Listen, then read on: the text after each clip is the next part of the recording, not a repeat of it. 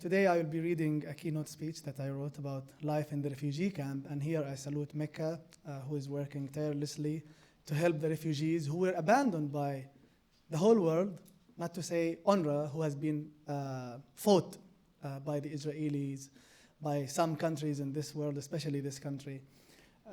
So I appreciate the work of Mecca, the sponsoring of the Edward Said Public Library since 2016.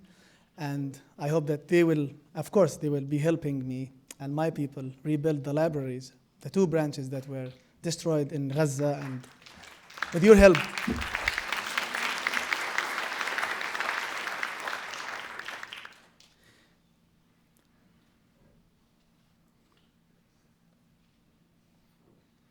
Okay. Excuse me. Okay. When a narrow street becomes a cafe, life in a Gaza refugee camp. To be a refugee means that you are living in a place temporarily. It is like a flowering plant growing in a plant nursery. One day, someone will pick this plant and plant it in a real earth, next to other trees, under the open sky. In the refugee's case, a refugee will by himself take his roots off the provisional soil which he was forced to inhabit. The refugee himself chooses when to return to his original home. No one chooses for him. Only he knows when the earth is ready for his return.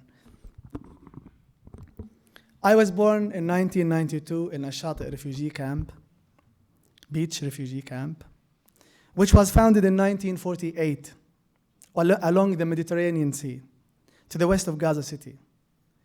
My grandparents' families were expelled from Jaffa in 1948 by the Zionist gangs. By the time my grandparents Hassan and Khadra arrived in Gaza, and while they were hoping to return to their homes and orange trees, Israel was established. While Hassan and Khadra and hundreds of thousands of refugees got stuck in the throes of a catastrophic event, living in abysmal conditions, in tents, and lining up for water and food, Israel was admitted to the United Nations as a full member state on May 11th, 1949, just 1 year after it was founded. And just see how long it's taking us even to be recognized. My grandfather Hassan was born in Jaffa in 1925. So next year he would be 100. But he had 4 brothers and 2 sisters. After the 1967 war, 3 of Hassan's brothers found themselves living in exile, unable to return to Gaza. One lived in Egypt, another in Saudi Arabia, and the third in Jordan.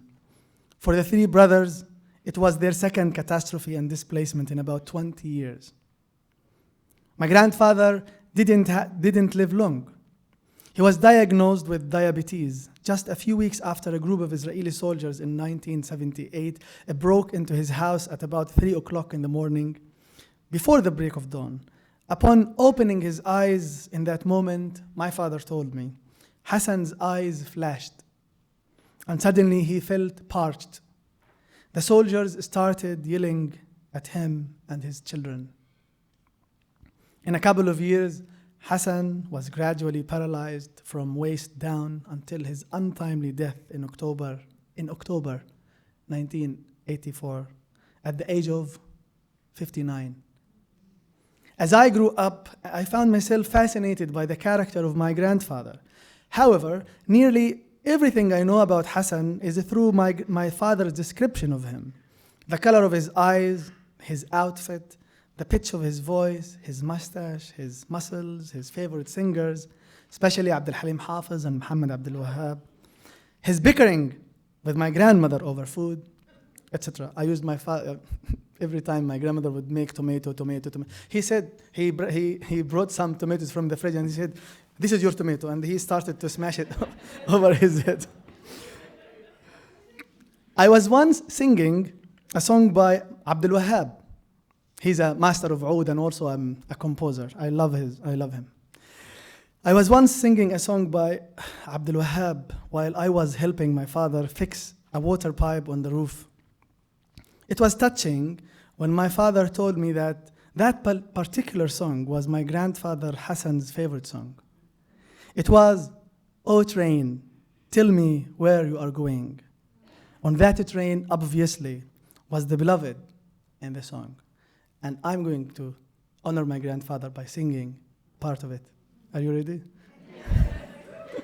Okay.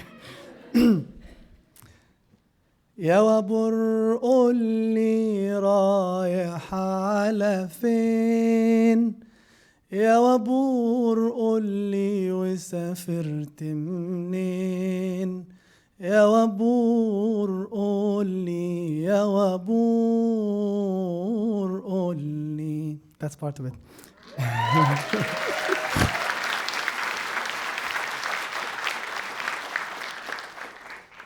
But in the refugee camp, there was no train. However, there was always love. I remember from my childhood how a narrow street in the refugee camp can turn into a cafe. Just as someone would bring out a chair to escape the heat and the humidity indoors, another neighbor would join until you could see a dozen people chatting in the street about work, the sea, border crossings, soccer, food, and family matters. In most cases, children cut a cardboard box to sit on the ground. In a refugee camp, nearly everyone becomes a political analyst, a sports commentator, a professional cook, and a musician, like me here. I grew up in the refugee camp without realizing my status as a refugee. My parents never told me I was born a refugee. I would start to open my eyes to my Palestinianness in late September 2000. Israeli soldiers shot dead a boy named Muhammad Durra. I'm sure many of you are familiar with the name. Shot down a boy named Muhammad Durra in the street in Gaza. The video of the 12-year-old child trying to hide behind his father while bullets ripped through their flesh went viral. As a child, I watched the video several times on TV. It was on the news and later appeared in some songs. I would burst into tears every time I saw that video of the shooting and later the funeral of Ad-Durra's small body when tens of thousands marched his coffin to the cemetery. Not long after that, I watched yet another child's funeral procession. It was of a 4-month-old girl named Iman Hijjo. The baby was lying in her mother's lap when an Israeli tank shell landed near their home in the early morning in May 2001. These were two scenes I watched on TV when I was only 8. Even if those happened in a country other than Palestine, I think I would still have the same reaction. At the height of the second uprising, also known as the Intifada, especially in early 2001, I was walking in the street after buying some bread from a nearby market in Al-Nasser neighborhood when I watched an Israeli helicopter firing a rocket at a residential building just a few hundred meters away from where I stood. I rushed back home to find my mother and older sister shivering with fear. I burst out crying for them and for me. Where are we? In spite of all the horror that was to follow, there is something very unique about people and their lives in the refugee camp. Growing up in a refugee camp, a very tiny plot of land, I found myself hearing different dialects in my neighborhood. A Shati refugee camp, which was built on an area of only 0.52 square kilometers, initially accommodated refugees who fled from the cities of Lid, Yafa, and Beer Sabah, and also villages bordering Gaza such as Hamama, Herbia, Jora, Simsim, Dimra, among others. Refugee families from different cities and villages live in the same neighborhood, and if one is attentive enough, he or she will register the slight yet noticeable differences in dialects. In Palestine, and I wish to focus here on the refugee camp in which I grew up, people can know someone's original city or village once a family name is shared. For example, when I tell people that my last name is Abu Toha, they would quickly know I am Yafan. Something interesting that I grew up learning is that in the case of unrelated families who have the same name, people would ask, so is your family the one from Yafa, Hamama, or Lid? I remember whenever I introduced myself to new people, whether in the mosque or in a public meeting place like a cafe, I would say my name, where I live, and also the most importantly and proudly, my original home city. I would go like this. My name is Mosab Abu Toha. I live in a Shati refugee camp, or later Beit Lahia, and my original hometown is Yafa. Just walking a few steps in one alley in the refugee camp, one can hear a news anchor roaring in the living room, which can also be a bedroom, a song or a verse from the Holy Quran on the radio, a mother chopping up tomatoes and cucumbers for salad, a father hammering a nail in the wall, a raindrop pattering the metal sheeting used for roofing in most houses in the camp. More than that, through the relatively low windows, a passerby can smell food wafting up from the kitchen, powder, laundry, detergent drifting from a bathroom, a tea boiled with sage leaves floating from a doorstep where a couple of young people discuss plans for the weekend. I don't have a lot of memories about my grandmother Khadra, who passed away in March 2001. Over time, she grew impatient with children and grown-ups alike. The most vivid encounter with her that I can picture is when my aunt Alia, God bless her soul, she passed away this April in Jordan. In 2000, when my aunt Alia visited from Jordan for a couple of weeks, in the camp, our tiny house was just a few minutes away from my grandparents' house. I was 9. I tried to visit my aunt and her children who were staying at my grandparents. Just as I approached the door to her house, my grandmother was sitting at the door inside, puffing at her cigarette. Go away. Everything I remember from that moment, I can't resist but seeing Khadra's legs as a checkpoint. Throughout the vicissitudes of life in the camp, Hassan tended to clad in a warm, effervescent personality, unlike Khadra, who oftentimes grew irritable around people. The two opposing personalities, I tell myself, offer two responses to the 1948 calamity and the subsequent poor life in the camp. What had Khadra lost to that catastrophe as a young wife and mother? What had that same catastrophe informed Hassan's reaction to things around him as a young husband and father? Hassan and Khadra both lost their home in Yafa. They both had to survive whatever remained in their lives. Hassan with his gregariousness, Khadra with her irascibility and sometimes withdrawal. I don't have personal memories of Yafa. I've never set foot there in my life. Yet I believe that Hassan's and Khadra's footsteps are still imprinted somewhere on the beach sand, that their breaths are still roaming in the orange orchards they used to harvest. I always daydream about the moment the Palestinians get their right to return. What would be the first place I visit? My grandparents were buried in Gaza City, close to the refugee camp, but I don't know where their graves are. There are no longer any graveyards in Gaza. I would later decide that the first thing to check or should be the huge mulberry tree my father told me about, which grew in front of my grandparents before they were expelled from their house. The tree may not be there, but its roots are waiting for my return. Thank you. So these are some videos that I took during the ongoing genocide in Gaza.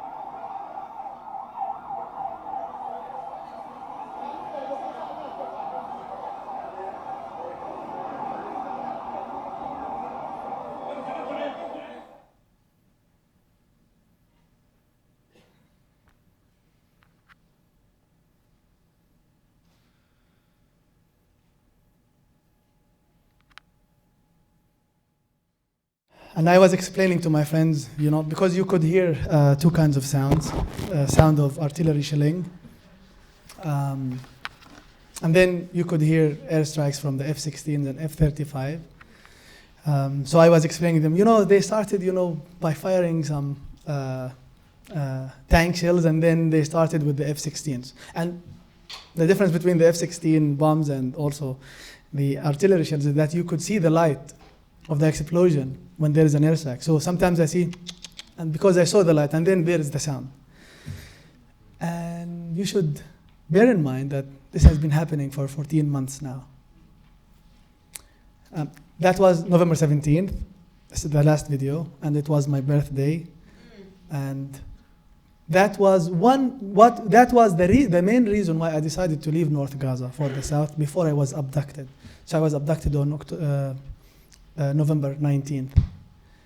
So I wanted to save my family, and I was abducted, and if it wasn't for the international outcry, I could still be there, or I could be killed, just like they killed many abductees, especially doctors and journalists and any people who are speaking. I will read for about 10 or 15 minutes from my books. I have two books. Ziad said I have three. He was not lying, because I have a third book in Arabic, but of course I'm not going to read in Arabic. I will just read from my two English language. كيف؟ في عندي قصيدة. I have a poem here that has Arabic in it.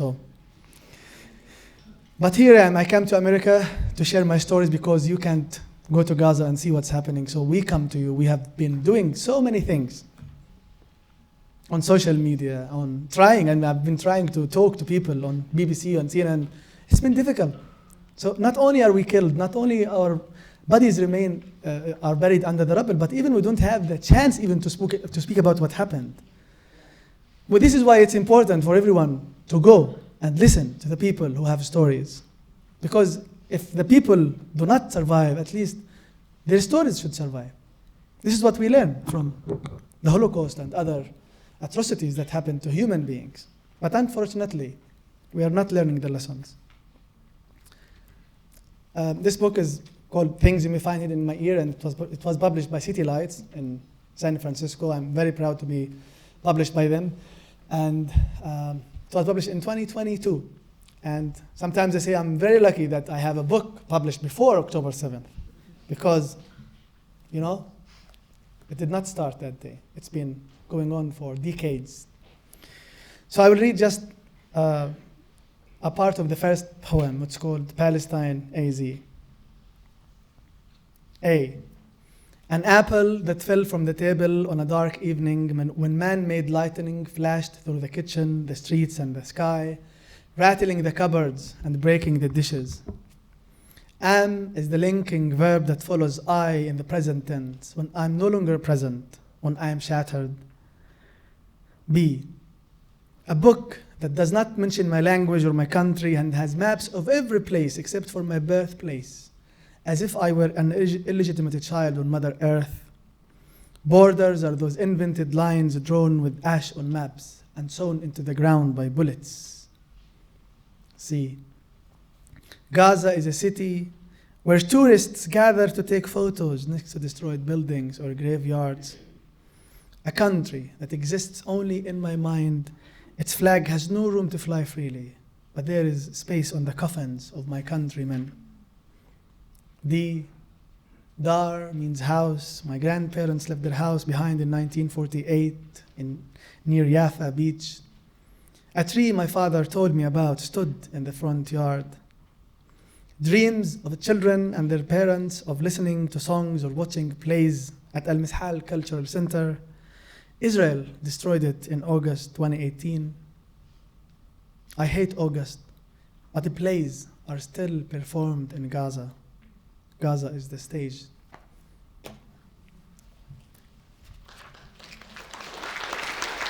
Thank you.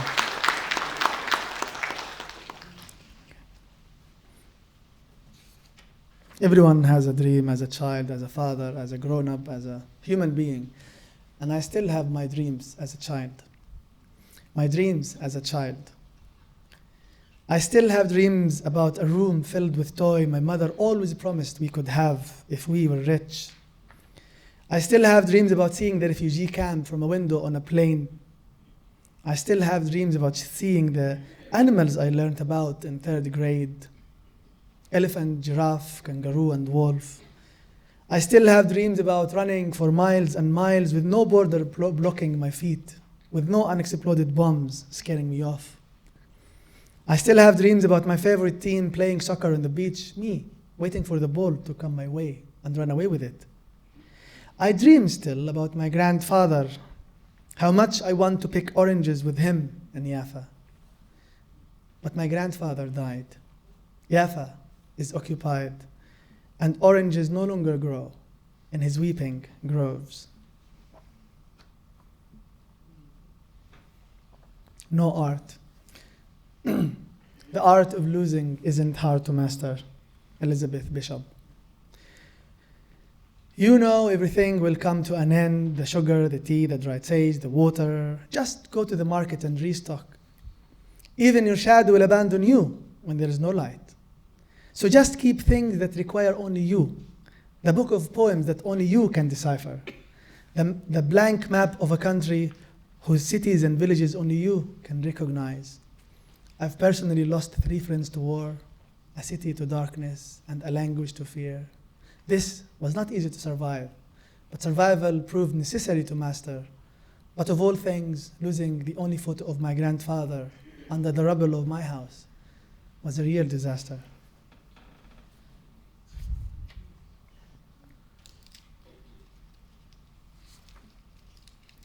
My library. So no art was written before October 7th, because after October 7th I lost hundreds of friends, not only 3 friends. And I lost cities, not a city. My library was also written before October 7th.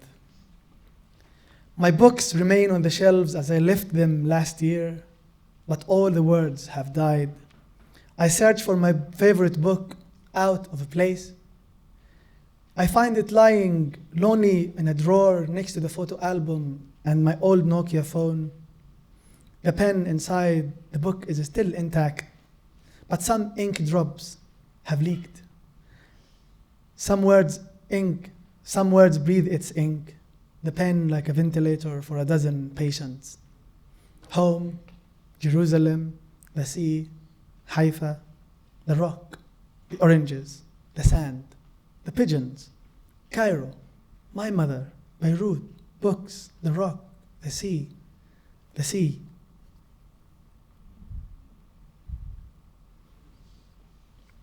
I've been seeing some people commenting that they loved this poem on my Instagram, so I find this is my favorite poem, so I'm going to read this. because I wrote this poem after 2014, so which is 10 years from now. And it's written for the 4 boys from the Becker family who were killed on the beach. The Ball and the Bombs. Gaza, July 16, 2014, boys from Becker family. Children play soccer on the beach. They are 8. 8 bombs thumb the field.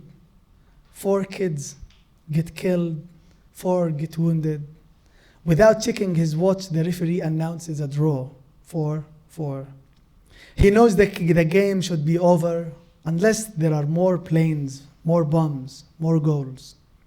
The audience, the waves, nobody cheers. An ambulance worker sees the ball the kids used, the soccer ball, unharmed. The referee blows a second final whistle on the smashed scoreboard. The kids' team wins.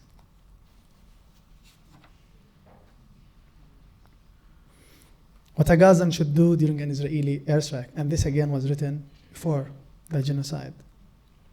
Because you will notice that nothing in the poem works about what to do as a Gazan. What a Gazan should do during an Israeli airstrike: turn off the lights in every room, sit in the inner hallway of the house, away from the windows, stay away from the stove, stop thinking about making black tea, have a bottle of water nearby big enough to cool down children's fear, get a child's kindergarten backpack and stuff tiny toys and whatever amount of money there is, and the ID cards and photos of late grandparents, aunts or uncles, and the grandparents' wedding invitation that's been kept for a long time. And if you are a farmer, you should put some strawberry seeds in one pocket and some sand from the balcony flower pot in the other, and hold on tight to whatever number there was on the cake from the last birthday. I will end with, some poems are very small, so I will read this poem that has some Arabic in it, and then I will end with one long poem that's called Under the Rubble. I should title the book Under the Rubble, a subtitle, because many of the people are under the rubble. Request letter. He pens a quick letter on paper, a letter as plain in regard to form as possible, with no white spaces, and throws it in the graveyard at night. Angel of death, when you collect the souls of those killed in an airstrike, do you mind leaving a sign for us so we know who is who? Because last time my old kindergarten teacher couldn't recognize her daughter's face. Which ear or arm or bloody finger on the dusty streets was hers? And the father wouldn't recognize which was his child if it wasn't for the size of shoes. 28 European sizes still on the sole that he bought her for the new school year. On the back of the paper, he pens the same letter in Arabic, because who could know what language the angel of death uses? The most spoken language in the world, the language of Israel has the right to defend itself. This is insertion from me. Or the language of God. I'm sure if everyone's gods speak a different language from the language I assume God speaks. إلى ملك الموت عندما تجمع أرواح من قتلوا في الغارة الجوية، هل تمانع بأن تترك إشارة تدلنا على من هو من؟ لأنه في المرة الماضية لم تستطع معلمتي الكبيرة أيام الروضة أن تتعرف على وجه ابنتها.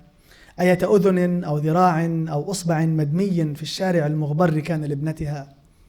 وكذا أب لم يعرف أية طفلة كانت ابنته لولا حجم الحذاء 28 بالمقياس الأوروبي كان منقوشا على نعل الحذاء الذي اشتراه لها في العام الدراسي الجديد. Did you like Arabic?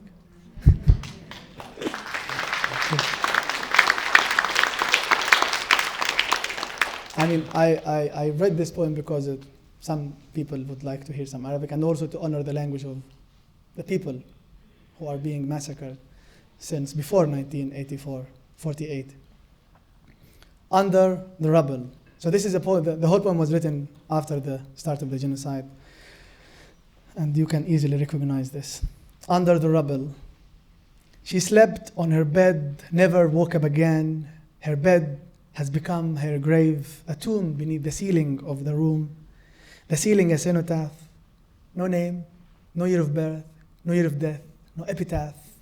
Only blood and a smashed picture frame in ruin next to her. In Jabalia camp, a mother collects her daughter's flesh in a piggy bank, hoping to buy her a plot of land, a plot on a river in a faraway land. A group of mute people were talking sign. When a bomb fell, they fell silent. It rained again last night. The new plant looked for an umbrella in the garage. The bombing got intense and our house looked for a shelter in the neighborhood. I leave the door to my room open so the words in my books, the titles and names of authors and publishers could flee when they hear the bomb. I became homeless once, but the rubble of my city covered the streets. They could not find a stretcher to carry your body. They put you on a wooden door they found under the rubble. Your neighbors, a moving wall. The scars on our children's faces will look for you. Our children's amputated legs will run after you. This one was written months before, but I said that at some occasions that I saw a similar video to the one that I watched, which made me write this. The poem is happening again. He left the house to buy some bread for his kids. News of his death made it home, but not the bread. No bread. Death sits to eat whoever remains of the kids. No need for a table. No need for bread.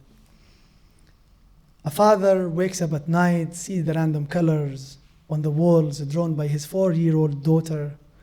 The colors are about 4 feet high. Next year, they would be 5. But the painter has died in an airstrike. There are no colors anymore. There are no walls. I changed the order of my books on the shelves. 2 days later, the war broke out. Beware of changing the order of your books. What are you thinking? What thinking? What you? You? Is there still you? You there? I keep asking myself these questions. Where should people go? Should they build a big ladder and go up? But heaven has been blocked by the drones and F-16s and the smoke of death. My son asks me whether, when we return to Gaza, I could get him a puppy. I say I promise, if we can find any. I ask my son if he wishes to become a pilot when he grows up. He says he won't wish to drop bombs on houses and people. Last one. When we die, our souls leave our bodies, take with them everything they loved in our bedrooms, the perfume bottles, the makeup, the necklaces, and the pens. In Gaza, our bodies and rooms get crushed. Nothing remains for the souls. Even our souls, they get crushed under the rubble for weeks. Shukran.